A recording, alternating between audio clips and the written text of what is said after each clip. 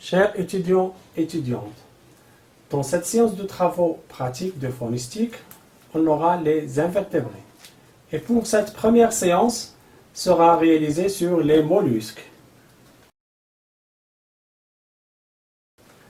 Donc, comme objectif de la manip, c'est savoir utiliser la clé pour déterminer les espèces invertébrées, pouvoir identifier une espèce à partir de ses caractéristiques, avoir un œil d'observation pour l'échantillon à manipuler, réaliser un compte rendu de la manip en fin de chaque séance, faire un dessin légendé approprié de l'échantillon, déterminer le grandissement et l'échelle du dessin par rapport à l'échantillon.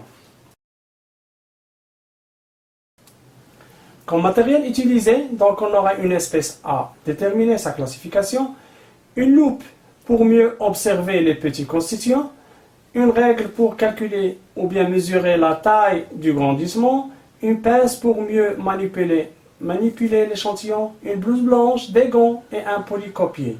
Donc comme vous voyez sur l'image, on a une loupe binoculaire qu'on possède au laboratoire.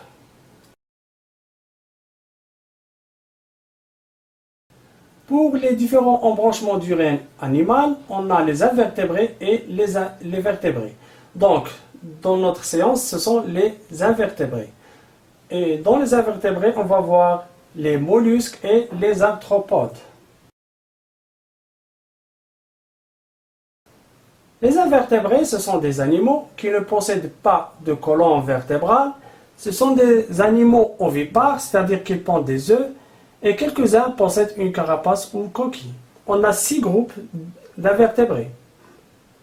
Tout d'abord les mollusques, c'est-à-dire les gastéropodes, et la classe des céphalopodes, et puis la classe des bivalves. Pour les arthropodes, on a les insectes, les scorpions et les crustacés. D'autres qu'on ne peut pas voir dans notre séance, mais quand même qu'il faut savoir, comme les échinodermes, par exemple les oursins, les étoiles de mer, les cnidaires comme les méduses, polypes de corail, et les éponges comme les spongiaires et puis les annélides, comme le lombric.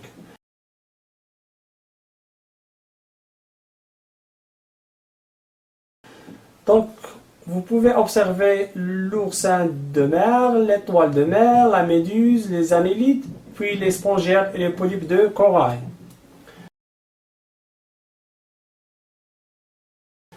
Donc, comme on a dit dans le règne animal, on a le groupe des invertébrés dont fait partie 2 embranchements. Le premier embranchement des mollusques, dans lequel on va voir le sous-embranchement des conchifères, et puis l'embranchement des arthropodes, dont fait partie 4 classes, les arachnides, les crustacés, les myriapodes et les insectes.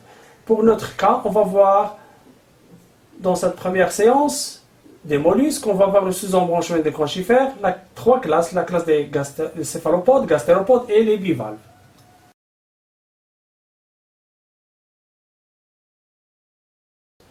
Donc, pour savoir l'embranchement des mollusques, c'est-à-dire ce sont des invertébrés à corps mou, dépourvus de squelette interne, absence de pattes articulées, présence d'une coquille, qu'il soit interne ou externe. La coquille externe constitue un abri pour l'animal et sert à sa protection. Cette coquille peut contenir l'animal en entier, mais dans certains cas, elle n'est que rudimentaire. Dans d'autres cas, elle manque complètement, donc elle est absente.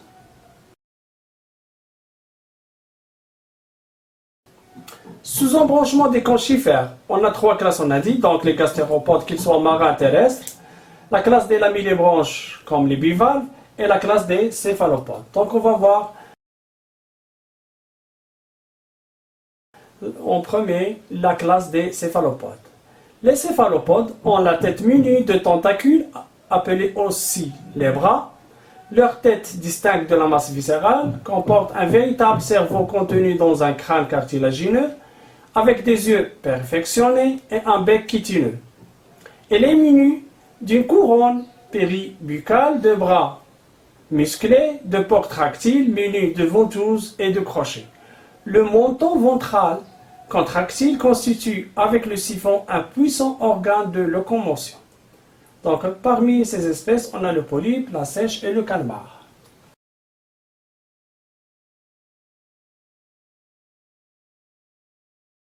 Donc, on peut observer dans la tête du calmar des yeux perfectionnés, un bec, et puis des bras ou tentacules. Et puis le siphon dans le menton, et enfin les nageoires.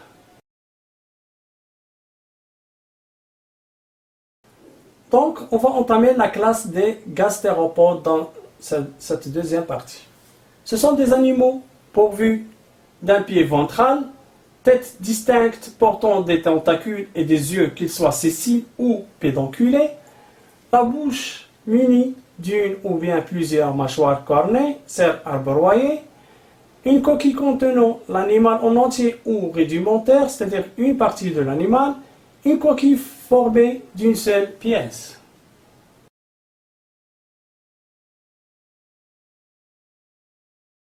On peut observer chez cet escargot le pied, donc c'est le menton, et puis dans la tête on peut observer la bouche et les organes sensoriels, tentacules tactiles et les tentacules oculaires et l'œil qui est pédonculé.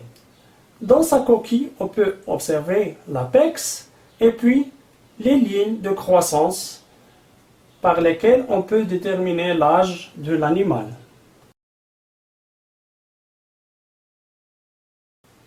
Comme morphologie de la coquille d'un gastéropode marin, on a plusieurs spires et puis un dernier tour.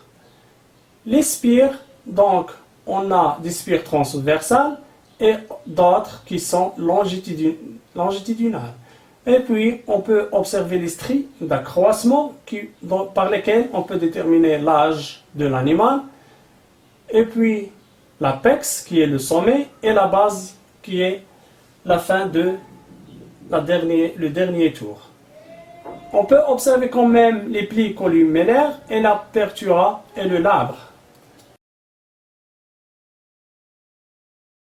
Et donc, vous allez dessiner cette coquille de Murex brandaris, par lequel on peut observer, sur lequel on peut voir l'apex, les stries d'accroissement, les épines, l'apertura, le labre et les plis columnaires, le pli columulaire et puis le canal siphonal en base.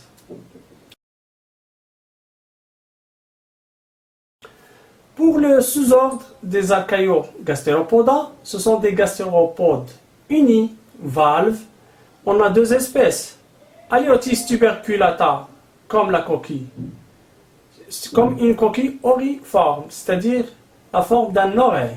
Et puis Patella vulgata, coquille platéliforme, comme chapeau chinois.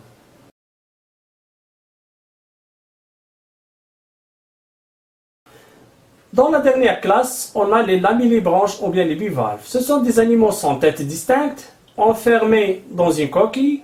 La coquille est composée de deux valves réunies par un muscle cartilagineux, ligament, c'est-à-dire les ligaments. Ne possédant pas de mâchoire, c'est-à-dire qu'ils filtrent les nutriments, la respiration a lieu au moyen de bronchies, donc ne possède pas de poumons. Les bronchies sont en forme de lamelles. Donc, dans cette image, on a quelques espèces comme Cardium, Acanthocardia, et puis Ostrea edulus, les dattes de mer, Chlamys opercularis, Pecten jacobeus, Glycemeris, Méthylidés et le Donax trinculus, qui est très connu dans la côte méditerranéenne.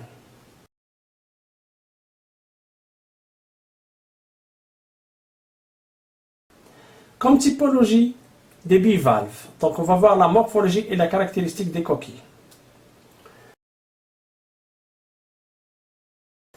On a donc plusieurs types de dents de la charnière des coquilles, comme taxodontes, c'est-à-dire plusieurs dents semblables, isomorphes, comme le cas de Glycemeris. Un autre cas, hétérodonte, c'est-à-dire peu de dents, mais on a des dents cardinales qui sont différentes des dents latérales, comme chez Acanthocardia ou bien Cardium. Un autre cas, d'isodonte, c'est-à-dire absence de dents, comme Mytilus ou bien chez Ostrea. Isodonte, c'est-à-dire les dents égales et robustes, comme le cas des spondules. Et puis, un autre cas, les midapédontes, c'est-à-dire les dents latérales souvent absentes, comme le cas de Tellina. Et anomalodesmodonte, c'est-à-dire le plateau cardinal peut développer les dents en lamelles faibles ou absentes, comme le cas de chez Pandora.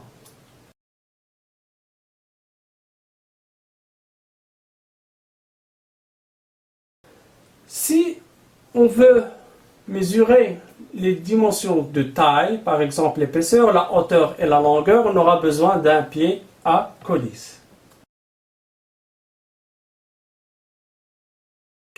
Pour la forme des valves de coquille, on a deux types. Coquille équivalve, comme chez le cas des moules, Mytilus. Donc les deux valves, soit concaves, ou bien les deux valves plates, comme chez Tellina. Le deuxième cas, les coquilles inéquivalves, c'est-à-dire une coquille plate et l'autre concave. Donc ils ne sont pas de la même forme, comme chez Ostrea et Pecten jacobeuse.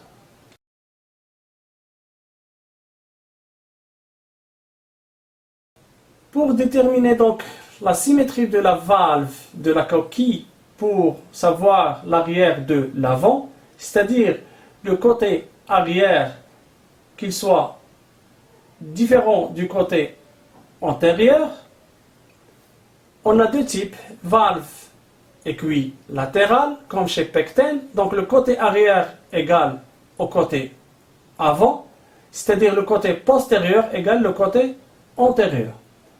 Le deuxième cas, on a une valve inéquilatérale, comme chez Tellina et Donax. Donc le côté postérieur est différent du côté antérieur.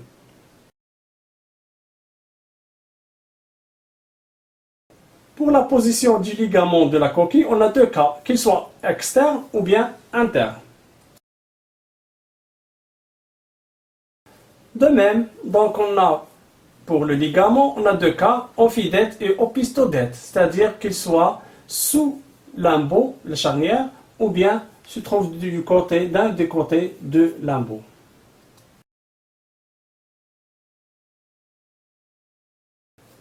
Pour l'orientation de l'embout, il pourra être vers l'avant, c'est-à-dire embout prosogyre, ou bien dirigé vers la partie postérieure, c'est-à-dire l'arrière. On aura donc dans ce cas l'embout opistogyre.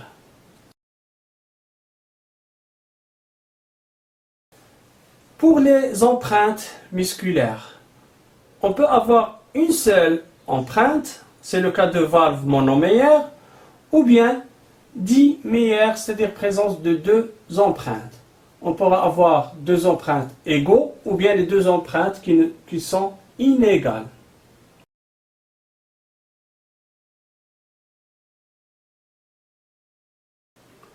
Donc, la valve homoméière, isoméière, c'est-à-dire les deux empreintes sont égales, de même taille.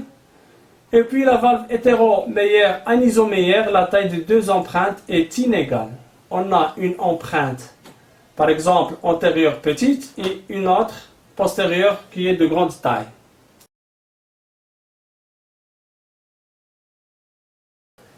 La présence du sinus pallial sur la ligne palliale. Si présence d'un sinus, donc on parle d'une valve sinus-palliée. S'il y a absence du sinus, on a une valve intergrippalliée.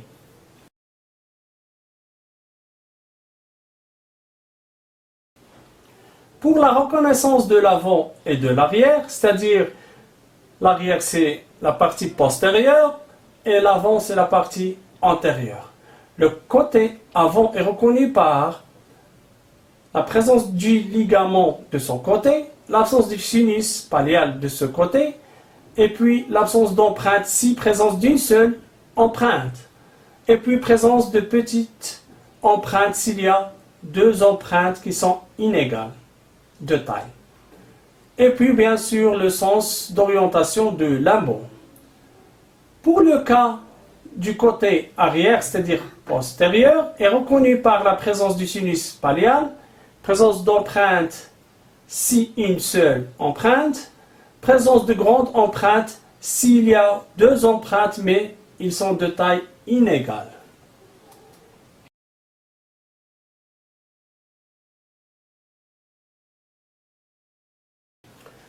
Pour déterminer le côté droit du côté gauche, donc on doit avoir la coquille fermée, c'est-à-dire les deux valves, l'embout dirigé vers l'avant, la partie de petite taille dirigée en avant, c'est-à-dire antérieure, et sera comme suit. Donc la partie de votre droite sera la valve droite et la partie de votre gauche sera considérée comme valve gauche.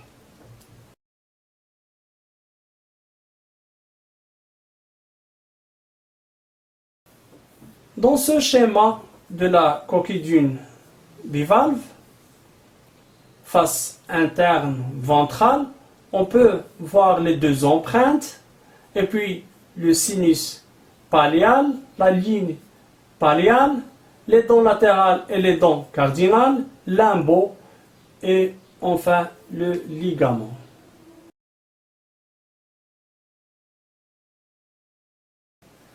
Et votre compte rendu sera réalisé de cette manière qu'il faut respecter.